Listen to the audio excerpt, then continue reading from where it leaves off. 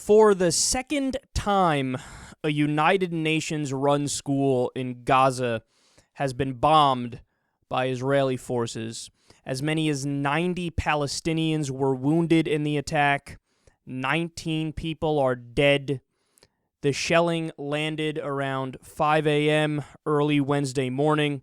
Around 3,300 Palestinians had been using the United Nations Relief Works Agency school for shelter. According to the New York Times, 2 strikes, quote, hit classrooms where people were sleeping. So there's been 2 schools hit thus far. At least 2 hospitals hit, including, I believe, the al-shifa hospital, which is the main hospital in Gaza. The children, of course, that were playing soccer on the beach, we got that story a few weeks back, how there was no Hamas in sight, there was no firing from enemies in sight, and Israeli forces bombed kids playing soccer on a beach. There were a lot of Western journalists in the area, and they saw it, and they reported on it. And also, a market was recently bombed. A market was recently bombed where it was a busy market. 15 people are dead, many more wounded. And also, Gaza's only electric plant has now been shot out. So it's bad enough when you go after UN schools and when you go after hospitals, but when you go after the only electric plant in Gaza, which is pretty small, now, according to reports, they won't have power for at least a year. When Hurricane Sandy hit, I was without power for a little over a week. It was really hard. It was really, really hard. So at least a year they're going to be without power? So here are the numbers 3 weeks into the Israeli offensive. There are 56 Israelis that are dead. According to reports, less than 5 of them are civilians. It varies. Some say as few as 2. Some go 3. I think 4 was the highest I saw. Most are military from the ground invasion. Okay, so most of the deaths are the military, and it's from them actually doing an offensive, a ground invasion in Gaza. 240,000 Palestinians are currently displaced, or more than 10% of the Gaza population of 1.8 million people. 40% of Gaza has been declared a strike zone, where, get out of that 40% because Israel's saying we're gonna level this entire 40% of Gaza. Now, keep in mind, there's also a blockade going on, so they can't leave. And then where are you going to go? Are you going to go to a UN school for shelter? Well, like I said, they hit those. You're going to go to a hospital? Well, they hit those too. Where are you going to go?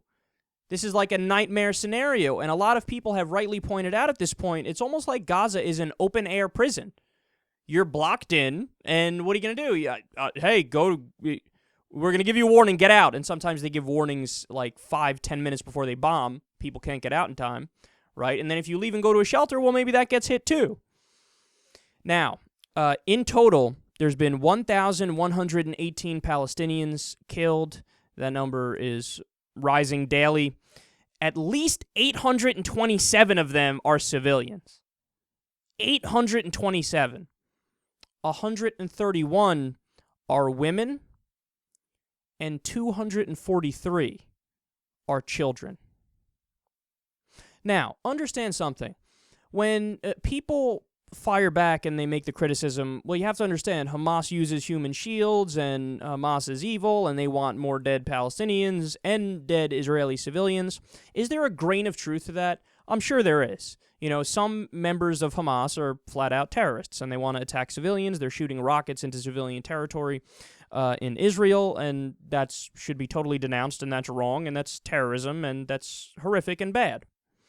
But the idea that all 827 dead civilians in Gaza and the Palestinian territories, the idea that all of them are Hamas's fault, that is one of the dumbest ideas I've ever heard in my life. Seriously, if that's the argument that you're using at this late date, look in the mirror, because you're probably the problem.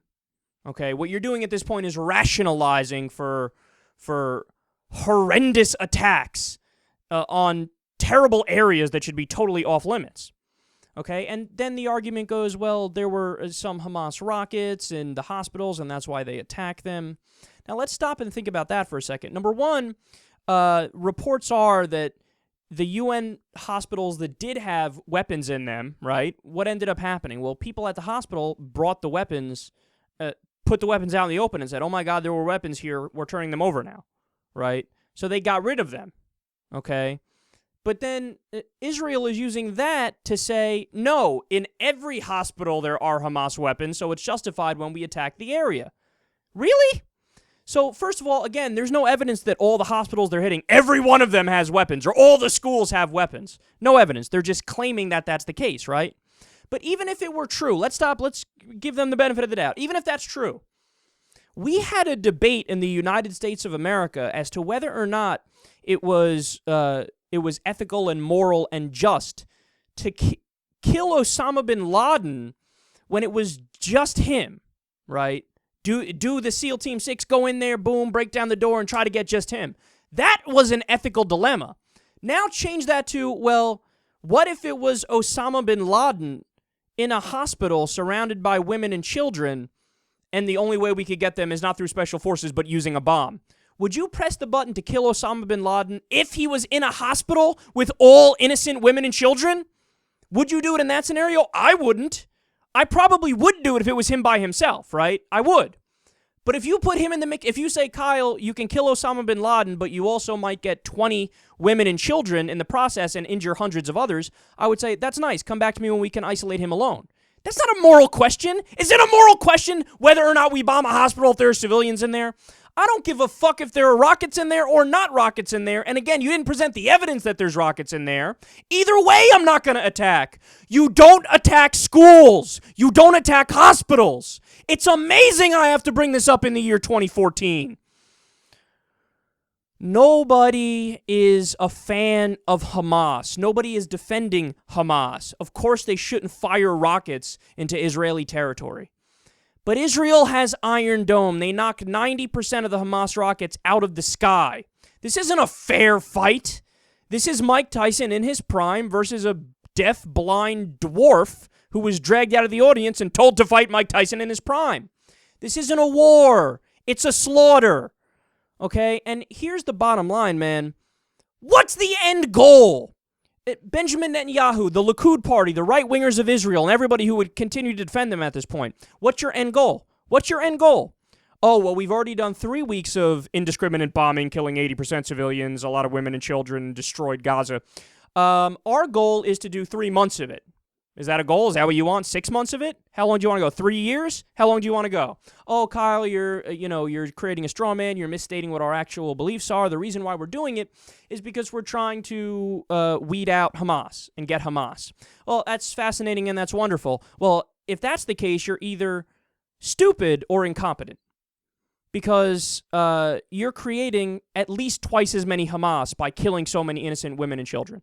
The same way that when U.S. drone strikes kill innocent women and children in Pakistan, Yemen, and Somalia, you increase hatred against America. You create more extremists. More people will join, Boko Haram, al-Shabaab, al-Qaeda, al-Nusra Front, ISIS, all across, different regions. They're all going to become more radicalized because you're killing women and children. And then Hamas steps in and they say, oh, well, the other weak-ass people, they don't want to actually fight back against these evil intruders. We'll defend you. Pick us. We'll defend you. And people go, fuck it. Yeah, I'll join them. Fuck, my sister just got blown up by an Israeli rocket. Yeah, I'm going to join them now. So which is it? Are you incompetent or stupid? At this point, if you're not denouncing the offensive, you're an idiot. I'm tired of playing patty cakes with these clowns that still try to argue in favor of an obviously brutal offensive. An obviously brutal offensive. At this point, sorry, it's war crimes. It's war crimes. There was an article written the other day. I forgot who wrote it. I'm sorry, I can't give credit. But they said Israel is quickly on pace to becoming an apartheid South Africa-like pariah state because they keep going after hospitals and schools, and every time it's the same stupid excuse. Pull the drawstring on the tickle me Elmo. Blame Hamas, blame Hamas, blame Hamas. Yes, we all know Hamas sucks and Hamas is bad, but it wasn't their responsibility that you killed 827 civilians. Look, I'll be overly kind, even if we say half of the civilians that were killed were because Hamas was literally using human shields in those cases. You've still killed over 400 innocent civilians, including women and children. You're not gaining friends. You're not rooting out a problem, you're creating it. But that's the bottom line, man. That's the goal of the right-wing Likud party in Israel. That's the goal. They don't want peace. We know they don't want a two-state solution. It was Israel and Netanyahu and America that blocked a Palestinian state, a non-member UN Palestinian state. So why am I supposed to sit here and pretend to believe that Benjamin Netanyahu actually wants peace and he actually wants a two-state solution? He doesn't want a two-state solution. He's told us he doesn't want a two-state solution. So when he goes and he attacks, and then, by the way, after they attack, what do? Bulldoze more like they're doing right now, and then they continue to build settlements, right? And all the while, they'll point the finger at Hamas and Palestinians and say, oh, isn't it terrible how they're always so wrong about everything, and they're the violent ones, and they're the savages. Anyway, continue to bulldoze the houses, and let's continue to build settlements. That's a great idea. We're dealing with a right-wing Israeli state that won't even consider the 1967 borders. The 1967 borders still gives Israel a majority of the land in the region. It's hardly a kind deal for the Palestinians. They won't even consider that, never mind a 50-50 two-state solution. But I'm supposed to sit here and say, no, everything is totally even. It's a war with two equal sides. There's equal civilian casualties on both sides. There's equal blame to go around. And oh yeah, as an American politician, I bow at the altar of Israel and say they're right about everything because the Israel lobby gives us so much money and because we have money in politics and corruption in the U.S. I mean, our moral compass has gotten so skewed on this issue, it's comical. Even Bernie Sanders, one of the best politicians in the country, signed on to the resolution. Israel has a right to defend itself. Oh, is that what they're doing? They're still just defending themselves? A 3-week offensive with over 800 civilians killed, bombing hospitals and schools? Oh, they're just defending themselves, please. When will everybody denounce this? The fact that this is still a debatable topic in some people's minds, it makes me laugh. Like this, you're still debating this? This is debatable. You're debating whether or not we should have bombed schools and hospitals. You're debating whether or not we should continue the offensive. Spare me, man. This is pathetic. If I was the United States of America, if I was President Obama, here's what I'd do. If I was in Congress, I would immediately cut off funding to Israel, and I would immediately crack down with sanctions on Israel. I love how we're talking, oh my God, Vladimir Putin invaded Ukraine, doing a bad thing, sanctions. What a bad guy, look at what he's doing. But when Netanyahu does a very similar thing in Gaza, sanctions? No, not sanctions. We just passed a resolution saying we throw our unending support behind whatever Israel wants to do and Netanyahu wants to do. Benjamin Netanyahu is the more articulate George Bush in the Middle East.